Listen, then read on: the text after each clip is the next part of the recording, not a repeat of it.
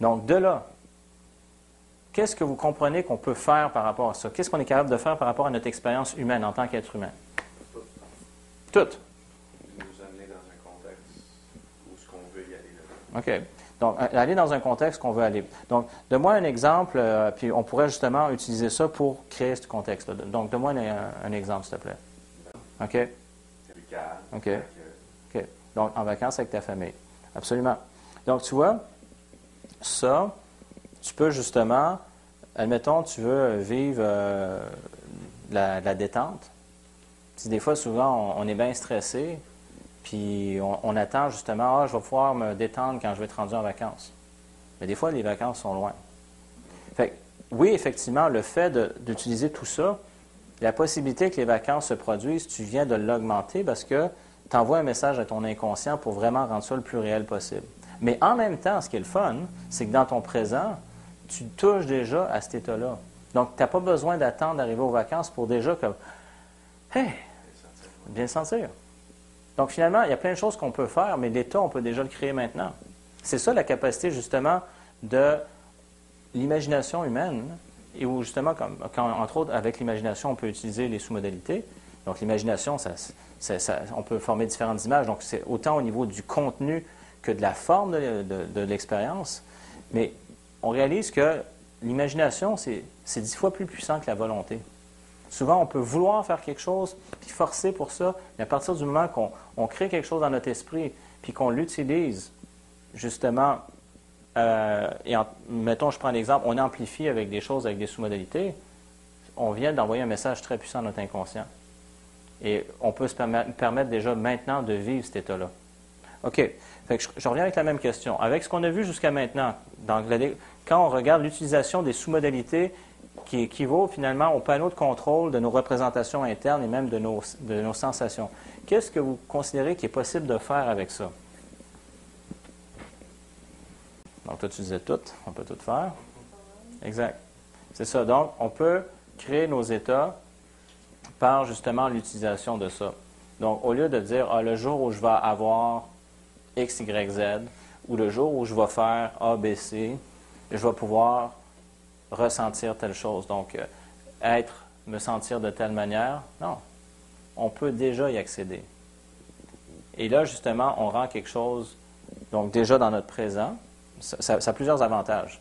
Donc, on peut déjà pas attendre, justement, d'avoir ou de faire quelque chose, mais c'est comme, on le vit. Puis en même temps, en faisant ça, on multiplie les chances que ça se produise. Combien de gens, je veux dire, j'ai préparé pour des rencontres avec des clients ou pour des entrevues ou pour des compétitions ou différentes choses. Et quand, justement, ils utilisent ça, ils multiplient les chances. Parce que ça devient clair dans l'esprit. Je prends un exemple. Juste en termes de visualisation, la visualisation est de plus en plus utilisée dans le domaine sportif. C'est pas pour rien. Parce que ça fonctionne très bien. Mais la visualisation, c'est pas juste des images. Quand on fait de la vraie visualisation, je dirais à la puissance 3, on utilise l'auditif et on utilise le kinesthésique pour que c'est plus que de la visualisation, c'est comme on crée quelque chose, une expérience. C'est la création d'une expérience interne, donc de représentation interne. Et quand on veut vraiment bien utiliser cette création d'expérience interne, on utilise nos sous-modalités pour amener la puissance qu'on veut à quelque chose. Donc, si on a envie de créer quelque chose, par exemple, je ne sais pas, moi, je veux aller à Walt Disney. Okay? Puis j'ai vraiment envie d'y aller. Ce que je fais, j'imagine une image, mais l'image, si je la vois toute petite, ça me donne un certain effet. Mais si j'agrandis l'image, puis je mets de la musique, puis là, j'ai du plaisir, là, je viens de multiplier les chances que ça arrive. Et donc, c'est comme pour un voyage, comme pour différentes choses. Fait que dans cette notion de sous-modalité, c'est vraiment comme un panneau de contrôle. Et on peut faire plein de changements. Je vais vous donner un exemple. Une des techniques qui a fait vraiment connaître la PNL, parce que c'est pratiquement instantané, c'est la technique de traitement de phobie. Ce qu'on fait là-dedans, il y a plusieurs éléments, mais entre autres, on utilise la notion de double dissociation. Et moi, je l'ai fait avec plusieurs personnes qui ont vécu des expériences, on pourrait dire, des chocs post-traumatiques, des choses comme ça, où les gens, il y a eu un traumatisme, mais au lieu justement d'être associés à ça, ils sortent de ça. Donc, ils se voient dans cette expérience-là. Mais des fois, c'est encore trop fort. Fait que ce qu'ils font une double dissociation, où ils se voient regarder ça. Donc, je prends un exemple, mettons, un classique, c'est, mettons, la personne est là, puis là, imaginons que c'est comme s'il y avait un écran de cinéma, puis là, la personne, mettons, il y a le traumatisme qui est arrivé, elle est dedans. Ah ouais, c'est trop intense, je ne suis pas capable, tout ça. Parfait, on sort de ça. Là, généralement, je ne commence pas par ça, mais je veux dire, mettons que la personne avait l'habitude de le vivre comme ça, c'est vraiment, on s'installe confortablement assis au cinéma. Puis là, il y a l'écran. Donc, il y a déjà une dissociation. Et puis, comme quand on a fait les exercices, on a vu la charge émotionnelle, et puis c'est plus pareil, là, juste le fait de voir que d'être dedans. Mais qu'on veut justement, ça c'est une dissociation simple. À ce moment-là, on peut faire une double dissociation. Fait que des fois, ce que je dis aux personnes, imagine-toi maintenant que tu es dans l'allée du cinéma et que tu te vois en train de regarder le film. Donc, il y a une dissociation simple, là, il y a une double dissociation. Donc, déjà, la personne qui se voit comme ça, regardez ça, il y a encore plus de recul. Alors, par exemple, au niveau des phobies, quand les gens ils regardent comme ça, et bon, on a plusieurs choses, on peut même passer le film à l'envers.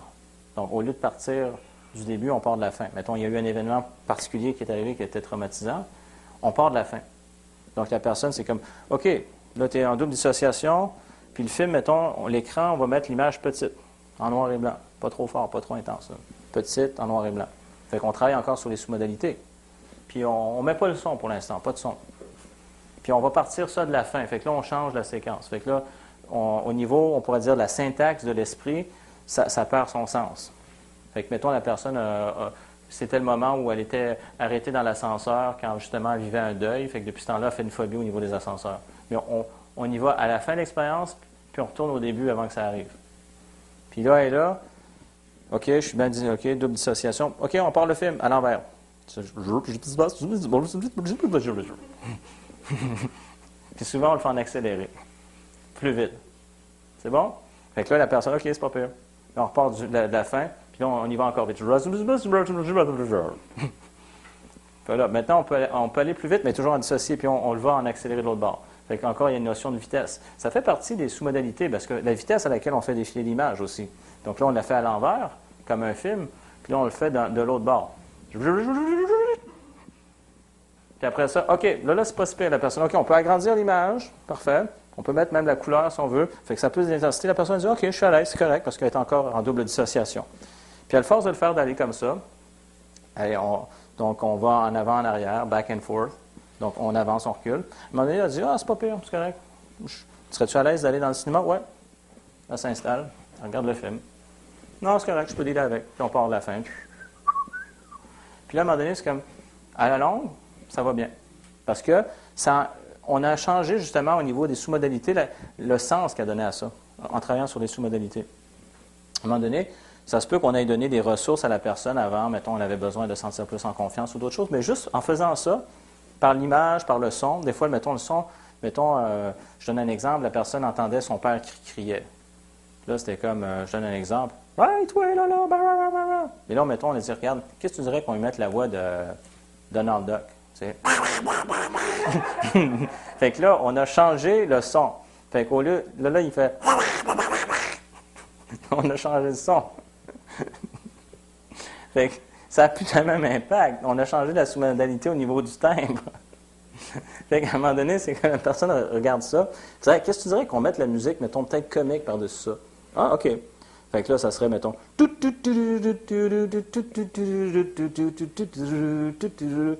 Whatever, n'importe quelle musique. Puis là, c'est comme, ça n'a plus le même effet. À un moment donné, c'est rendu un film comique. C'est comme, OK, qu'est-ce que tu dirais d'aller dedans? Mais pas de problème. Là, la personne s'associe, rentre dedans, ça se passe comme, il ne se passe plus rien. Ça n'a plus la même charge. Donc, on a joué avec plein de choses comme la qualité de l'image, la dissociation, même une double dissociation, avec la qualité du son. On a pu rajouter de la musique.